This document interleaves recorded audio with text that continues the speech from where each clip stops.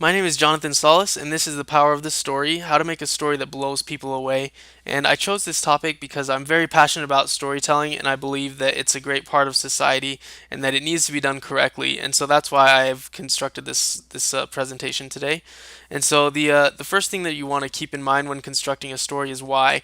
Why do you want to tell a story? Are you telling it for to make political change, to make the world a better place, just to entertain people? If you know your why, it's easier to start constructing your story because you'll have a baseline of what you want to accomplish, and also you need to keep in mind where your inspiration's coming from. Because depending on what your inspirations are, have a huge impact on your story, and realizing that will make great strides because it'll help you to draw elements from those stories that you've liked. And so the first element is the setting. Obviously, the setting is going to have a huge impact on the story, whether it takes place in a tree or on the moon or anywhere. Your setting is going to be the first thing that you want to nail down because it's going to be the basis for your story, and everything within your story is going to happen within that setting. So that's why you want to have that be the first thing that you want to get down. And the second thing is going to be your protagonist. Your protagonist, you'll want to make sure he's grounded within that setting and that he's very likable. He, she, it, whatever. That your protagonist is very likable, that they're relatable, and that the audience can like I said can relate to that protagonist, because if they can't relate, then they're not going to connect. And remember that tropes aren't bad, and so if you have a knight or an evil wizard or the plucky sidekick, those aren't bad to have. They've been around for since stories became a thing, and they're still here because they work really well. And one thing to remember with tropes and with any characters that you're doing is that development is always more important than originality. So if you have an unoriginal character but you develop him really well, he's going to be really well done. But if you have a really original character that's underdeveloped, then it's not going to be a very good character, and that's going to show through. So originality is good, but it's always going to be second place to development.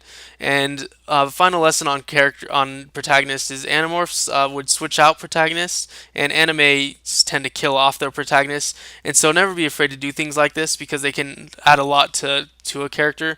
But remember, originality is always second to development.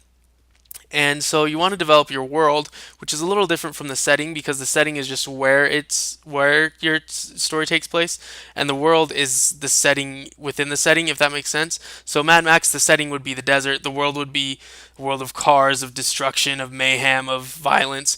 And an element of that world is the populace. And so like Harry Potter does this really well, where they have the main characters, the protagonists, but there's also the populace within the world that helps to flesh out the world, make it more real, and makes the protagonist or makes the audience relate better to it because there's an actual real world that where you can say, yeah, the protagonist fits in that.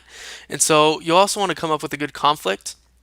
There's obviously several options. They all normally fit into these categories.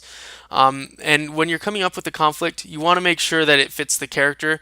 But the best way to do it is to have more than one conflict. So, for example, in Lord of the Rings, Frodo has several different conflicts. He has Shelob the Spider, which would be nature, Faramir man, and he has inner conflicts. And so, having these multiple conflicts is why this story works so well. And that's always the best way to develop a story, is to have more than one conflict happening at the same time. Just try not to make it too convoluted. And obviously, one of the conflicts can be a villain, and villains also have to follow the same rules as the protagonist, where they're grounded in the world where they are and where they're realistic to the world, and that they're also another thing to know is that they need to relate to the protagonist in a opposite type way. So, for example, the Joker and Batman are two complete opposites, but they're opposites of the same coin. They're very similar. They're just complete opposites, and that's why they work so well. And that's what you're. If you have a villain, that he needs to be an opposite of the same coin, not the opposite of a different coin.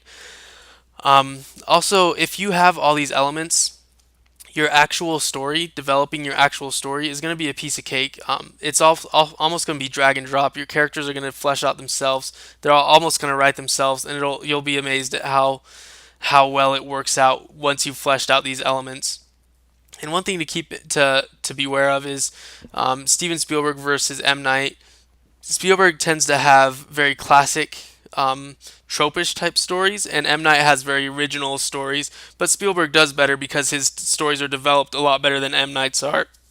Excuse me. And another thing that you want to keep in mind is your resolution.